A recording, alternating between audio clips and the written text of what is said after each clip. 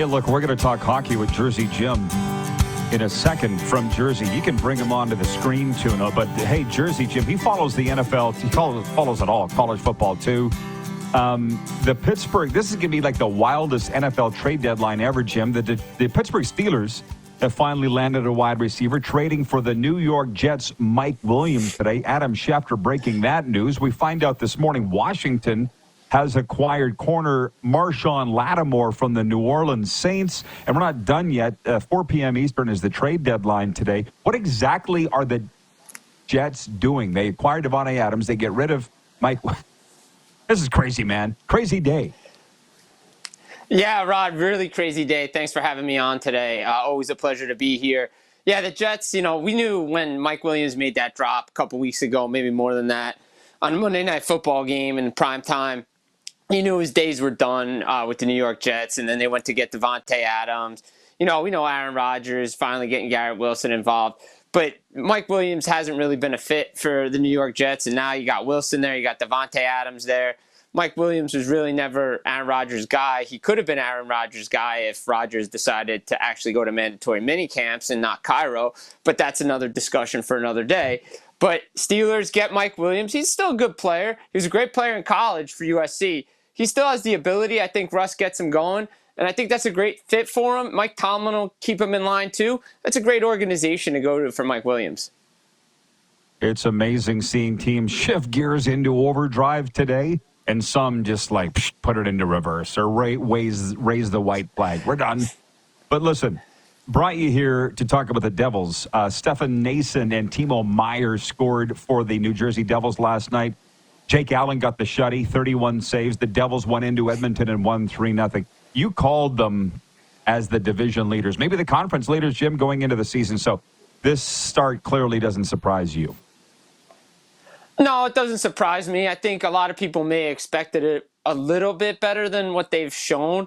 But I believe, a few times ago when I was on with you, I even said that maybe we should pump the brakes a little bit on the start just because they're learning a new system. We saw what happened with Florida with Paul Maurice coming in there. They're finally getting it together. They're adjusting to different teams and how they play. And last night, was it pretty? No, absolutely not. It was not pretty at all. But they found a way to win. They played better defensively in front of Jake Allen. Jake Allen gave them the saves that they needed to win. And look, should they have won the game against the Flames? Who's to say? But they probably should have got a point. They just were a little careless towards the end. That led to a couple of Flames goals. But last night, good team effort. Everything's clicking right now for the Devils. Again, long Western road trip through Canada. You're coming home Thursday to play a Montreal team. We know what that first game is like coming back after a long road trip. Hopefully the Devils don't fall into that pattern and they can come out with their legs. But I expect them to find their legs as the game goes on. But you don't want to fall too far behind. But it's a good start for New Jersey this season. Well, we're getting close to U.S. Thanksgiving. Everybody knows the stat. If you're in a playoff position at U.S. Thanksgiving, 80% of teams will make the playoffs. And New Jersey seems to be cruising just fine. But on that game last night, if I have this right, I just want your take on this. Basically, the Oilers got goalied. Jake Allen was the reason. Pickard didn't even have that many shots against. No, I agree with you. I think Jake Allen stood on his head. Edmonton, especially in the first period and definitely in the second period, were all over to the Devils in their own zone. Jake Allen came up with 2-3 saves. Again, obviously the Oilers don't have McDavid, but Leon Draisaitl's been carrying this offense since McDavid's been out there. Hyman has started to pick up as well. Bouchard, he robbed Bouchard on the power play on a point-blank range shot. Jake Allen was the reason the New Jersey Devils won, and they capitalized on the turnovers, and they capitalized on their chances on Calvin Pickard, and that's why they won the hockey game. In the first goal alone, Stefan Nason on the first shot just in front of the net, then Timo Meier on a great pass from Dawson Mercer, and then obviously on the power play when they really needed it. So, again, goal lead. The Oilers were goal lead. We've seen that before, right? Absolutely. At least, for sure it happened last night.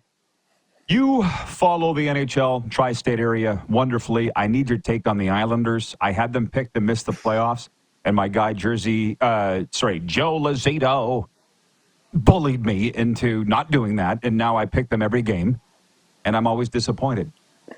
I feel like the Islanders are not all that. What are your thoughts on them? Yeah, I mean, look, the New York Islanders, disappointing start. Obviously, Patrick Waugh behind the bench. Look, Lou Lamoriello, great general manager, but he deserves some criticism. Again, the last couple of offseason, we've talked about how this team needs offense. Now you're missing three pieces on defense. Mike Riley's down. You have Adam Pellick's down. Alexander Romanov is down. They're going to have to make a move to get a defenseman. The problem is it's not like the luxury they have with Utah where guys like John Marino and Sean Durzi are out for a couple of months, 4 to 6 months, and you can use that LTIR space. These guys are going to be back in 4 to 6 weeks, so they're going to have to look at internal options. If the internal options aren't there, they're going to have to trade for somebody. The issue is this team can't score, and they can't score consistently. One night, they score 4. The next night, they score 2. I believe 4 of their first 7, 8 games, they've been shut out already. That's not how you're going to win in this league. Something's going to give on Long Island. I didn't have them as a playoff team before the season started. I just love what Washington was doing, and I'm like, they still know how to win in this division. If the Islanders can't score, and that's always been their issue, and I'm like, Duclair's really not going to move the needle. He's hurt now. Barzell's hurt. So this is going to be a long season for the New York Islanders. I think they're going to miss the playoffs still. I'm going to stay with that prediction. Well, Jersey Jim is with NHL Full Press, and your feeds are wonderful to follow for anybody that is a fan of the Rangers, Islanders, and Devils. But was it you? Somebody was saying that Lou Lamoriello probably needs to go. I'm paraphrasing here, but he's in a lot of hot water with the Islanders. Yeah, I mean, I've been critical of Lou.